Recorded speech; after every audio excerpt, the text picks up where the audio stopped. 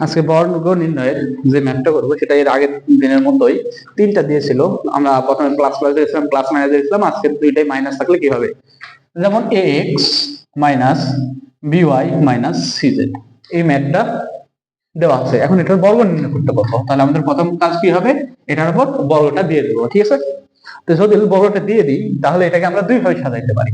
প্রথমত এ X minus by সমান সমান এ ধরলাম, আর সিজেড সমান সমান বি ধরলাম। এটাই তখন আমরা এইভাবে সাজাও করতে পারি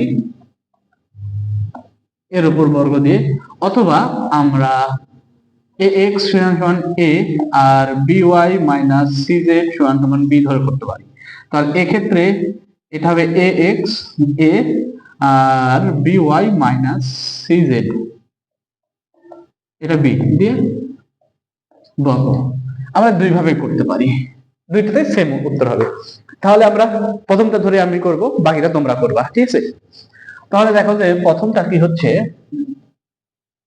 এ এক্স মাইনাস বি ওয়াই যেহেতু এ ধরেছি তাহলে সূত্র এ স্কোয়ার, তার মানে এ এক্স মাইনাস বি, এটা হচ্ছে যেহেতু এ ধরেছি, এটা এতটুকু যেহেতু এ আর সিজেড, সুন্দর করে সাজিয়ে নিলাম।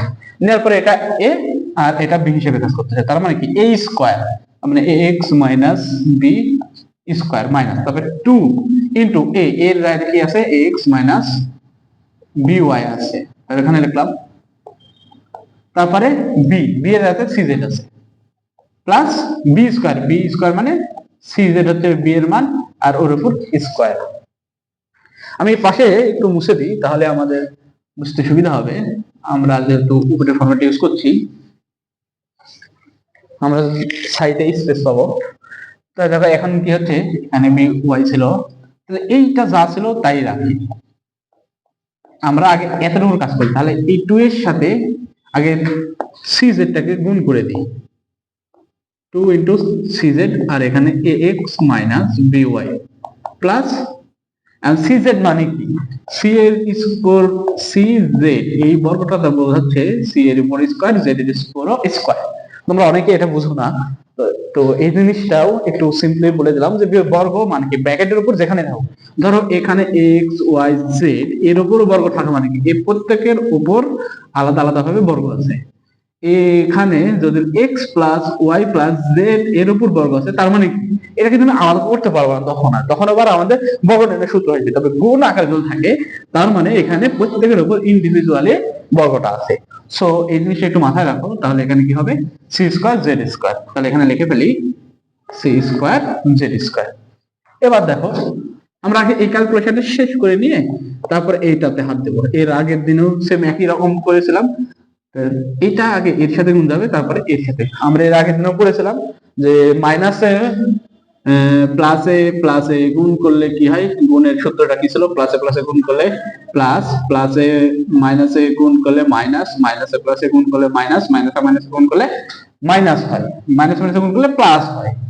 তাহলে দেখো মাইনাস মাইনাসে যদি গুণ করে প্লাস হয়, তাহলে দেখো এর আগে কিছু নাই মানে প্লাস আছে, তাহলে প্লাসে মাইনাসে মাইনাস, আর এখানে কি হবে 2ac(x,z), এখানে মাইনাস আর এখানে মাইনাস, মাইনাসে মাইনাসে এই মাইনাস আর এই মাইনাস গুণ করলে কি হবে, মাইনাসে মাইনাসে গুণ করলে প্লাস হবে, এবং সেটা কি হবে 2bc 2 এই যে bcy(z).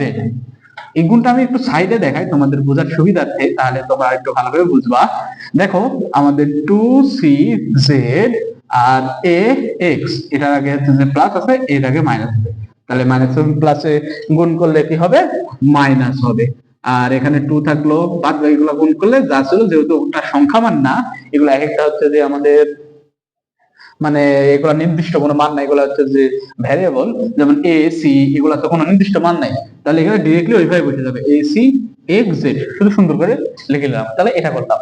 এরপরে দেখো যে মাইনাস 2c(z) এর সাথে মাইনাস by গুণ করবো, তাহলে মাইনাসে মাইনাসে গুণ করলে প্লাস হবে, আর এখানে 2bcy(z), তাহলে এখানে দুইটা গুণ করলে আমরা কি পাইলাম 2bcy(z), আর শেষে সি স্কোয়ার জেড স্কোয়ার যা ছিল তাই রাখলাম।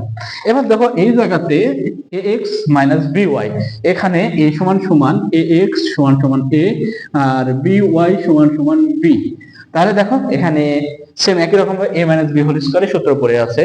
তাহলে a মাইনাস বি হোল স্কয়ারের সূত্র মানে কি, a স্কয়ার এর জায়গাতে x স্কয়ার আছে, তার মানে এর উপর হোল স্কয়ার, মাইনাস 2 ইনটু এর জায়গাতে ax আছে, b এর জায়গাতে by আছে, প্লাস তারপরে b স্কয়ার, b এর জায়গাতে by আছে, তাই এর উপর হোল স্কয়ার।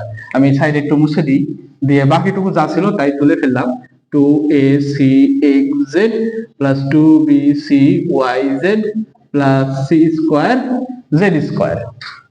এবার দেখো এটাকে সেম একই রকম ভাবে গুণ করে দিই। এখন তোমাদের আবার প্রশ্ন আছে যে অনেকে আবার এটা বুঝো না তো, a স্কয়ার এটা সেম, এই জন্য এটাকে আবার বলি, তার মানে দুজনের আলাদা আলাদা ভাবে স্কয়ার, তার মানে কি হবে এখানে a square x square minus, এইটা আশা করতেছি তোমরা বুঝে গেছো যে 2 এটার সাথে আমাদের 2 এর সাথে কি গুণ হবে ax আর by, এটা যদি গুণ করি তারপরে 2abxy, এইটা আমাদের গুণ হবে, হ্যাঁ।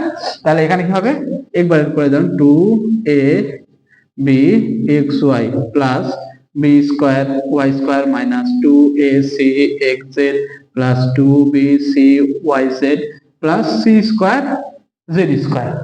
আর আমরা চাইলে এটাকে সাজাই লিখতে পারি, আবার অনেকে যদি মনে করে যে না সাজাই লিখবো না তাও হবে, বাট সাজাইলে একটু দেখতে ভালো লাগে, কারণ আমরা যেহেতু সুন্দরের পূজারি, আমরা সুন্দর জিনিস দেখতে পছন্দ করি, তাহলে আমরা ম্যাথটাকে কেন অসুন্দর করবো, সো আমরা ম্যাথটাকে সুন্দর করে সাজা দেবো। তাও দেখবা যে সাজলে গুজলে একটা কথা আছে ওই রকম ধরো সুন্দর দেখাবে, মানে কি কি, সো পুরোটা আমি না বলি, তোমরা বুঝে নাও। সো এখানে দেখো যে সুন্দর করে সাজাইলে কি হবে, স্কোয়ার গুলোকে এক দিকে করবো, তাই আমাদের স্কোয়ার এর আগেও প্লাস আছে, এর আগেও প্লাস আছে, এর আগেও প্লাস আছে, তার মানে আমরা এভাবে লিখতে পারি a square x square plus b square y square plus c square z square. তারপর দেখো এর আগে মাইনাস আছে, মাইনাস 2ab xy, তারপরে দেখো এর আগেও মাইনাস আছে, মাইনাস 2ac